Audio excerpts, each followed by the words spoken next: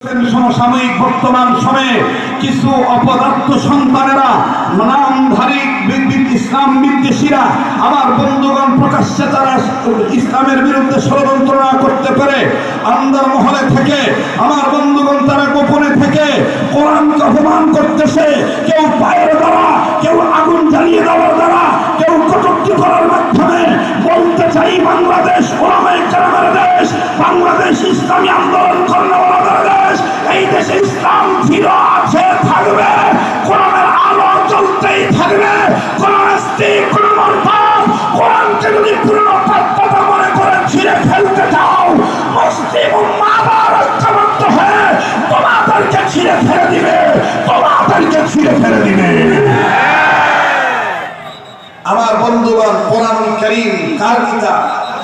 যারা বলেন কার কিতাব? কোরআন আস্তে পড়লেও সওয়াব, জোরে পড়লেও কষ্ট হইতেছে আপনাদের। মুসলমান ভাইরা আমার বন্ধু, বিশ্বনবী জনাবে মুহাম্মদুর রাসূলুল্লাহ